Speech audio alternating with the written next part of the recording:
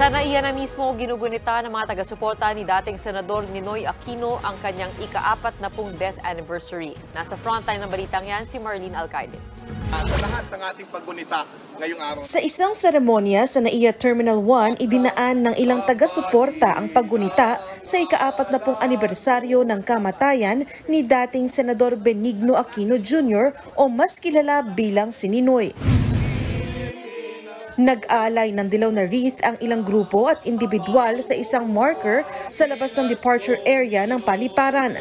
Kawangis ng marker ang outline ng posisyon ni Ninoy nang bumagsak siya sa tarmac matapos barilin sa paliparan noong 1983. Isa sa mga dumalo rito si Francis Aquino, isa sa mga apo ng dating Pangulo. Naroon din ang historya na si Xiao Chua. Ayon kay Chua, mahalagang bahagi ng ating kasaysayan ang pagkamatay ni Ninoy. Pinapatunayan daw nito na handa tayong mga Pilipino na mamatay para sa ating paniniwala.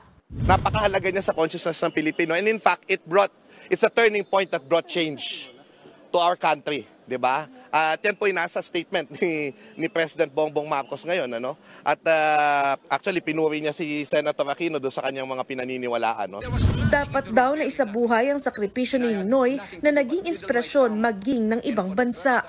Sabi ni Jose Rizal noon na gusto kong ipakita sa mga taong nagsasabi na hindi natin kayang mamatay, na duwag tayo, na kaya nating mamatay para sa mga pinaniniwalaan natin. At yun yung pinakita ni Senator Ninoy, na-inspire ang Pilipino at na-inspire din ang mundo kasi ginaya nila yung people power natin.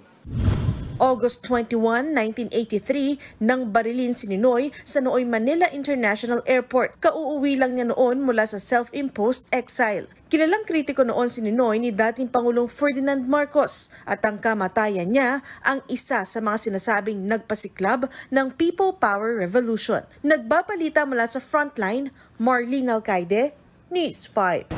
Mga kapatid, Gretchen ho po, huwag maging huli at maging una sa lahat ng balitaan. Maging maalam at may pakialam sa mga napapanahong issue at balita sa bansa. Mag-subscribe at mag-follow sa News 5 social media pages.